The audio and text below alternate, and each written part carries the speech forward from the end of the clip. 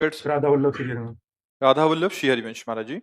महाराज जी, नाम जप करना कठिन, नाम जप बचाना कठिन, नाम जप बचाना कठिन। महाराज जी, इसका अभिप्राय समझना चाह रहे थे विस्तृत। हाँ, इसका अभिप्राय ये है कि नाम का हमें उपदेश मिल गया, लेकिन देखो कहाँ मन नाम में लगता है।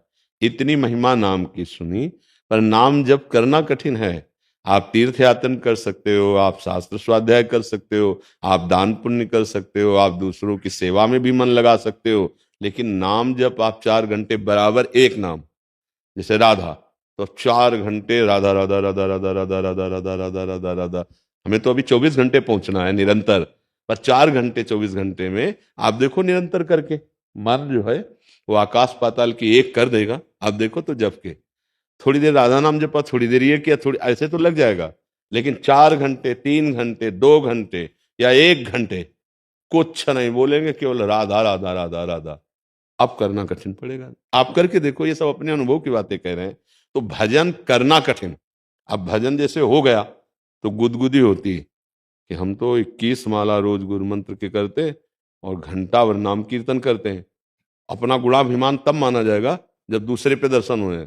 क्या यार नरक तुल्य जीवन व्यतीत कर रहे हैं, ऐसे करते हैं। देखो वो गया, बचा नहीं पाए ना।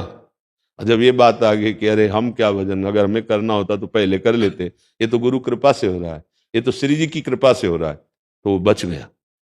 अब पचाना, कोई तुम्हें बहुत प्रतिकूल परिस्थिति पैदा कर दी, अपमान निंदा बहुत संकट, अब तुम्हारे मन में कुछ भी हो, अब तुम्हारा हम देखेंगे, ये दुखी हो, ये परेशान हो, तो अब चूंकि भजन है तो गया उसको परेशान करना शुरू कर दिया।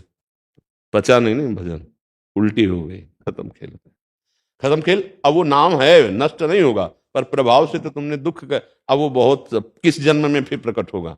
इसलिए नाम करना, जब करना कठिन, उसको बचाना कठिन, उसको बचा के पचाना कठिन। कोई गाली दे रहा, अपमान कर रहा है, दुख हम सह लेते हैं। वो गाली दे हम सह लें, हाँ यही तो हमारा पचाना भजन का हो जाएगा। सामर्थ्य है कि उसको दंड दे सकते हैं। नीचा अपमानम सुधा, शारीरिक से, बुद्धि से, कानून से, तपस्या से, भजन से उसको हम दंडित कर सकते हैं, लेकिन नहीं, चुपचाप नीच पुरुष है, उसका किया हुआ अपमान सह गया, वो आगे बढ़ गया, भगवान को प्राप्त होने की योग्यता आ गई उसके अंदर। ये अध्यात्म है। ये थोड़ा संसार से उल्टा मार गए, लेकिन भक्त यही सोचता है आज मेरी परीक्षा हो रही, भगवान इस स्वरूप में मेरी नाथ मुझे सामर्थ्य देना, ना मैं आपको शाप दूं, ना आपसे मैं गुस्सा करूं, अपने भजन को बचा के निकल जाऊं। शांत ऐसे निकल गए। जैसे एकनाथ जी संत भगवान का चरित्र नहीं आता, वो गंगा स्नान करके वहां से जो निकले तो ऊपर किसी अधर्मी का मकान था, तो गली में देखा संत नागजार, थूक दिया तो ऊपर गिरा। अब ठाकुर सेवा करनी थी, फिर स्नान करने गए, फिर आज फिर थूक दिया, 100 बार थूका। वो 100 बार स्नान करने गए, जब वापस लौट के आए तो वो हार गया। आके चरणों में प्रणाम किया, महाराज आपने एक बार हमें देखा भी नहीं, गाली भी नहीं दी, नाराज भी नहीं हुए। बोले भैया तुम्हारी तो बड़ी कृपा हम पे हुई, हम नाराज क्यों हो? बोले 100 बार हमने थूका। तो बोले जो स्नान हम 100 दिन में कर पाते, आज आपकी कृपा से एक दिन में 100 बार स्नान हुआ। ये तो आपकी कृपा हुई, ये क्रोध नहीं, ये तो आपने हम पे कृपा की। ये देखो, ये है साधु की सोच, जिसका भजन पच गया है, जिसने अपने भजन को बचा लिया है। अगर अपने लोग होते 1 बार 2 बार, तो ये हमारी कच्चाई है। वो सदा सदा के लिए संतों से द्रोह करना छोड़ दिया। देखो क्षमा कितनी बलवान कि वो रो पड़ा कि महाराज मुझे पता नहीं था कि ऐसे संत कृपाल होते हैं, कभी किसी संत का वो अपमान नहीं करेंगे। अगर वो द्रोह कर देते तो उसका और बढ़ जाता, क्योंकि दुष्ट तो था ही, लेकिन वो सह गए, तो ये सहनशीलता उसका परिवर्तन कर दिया।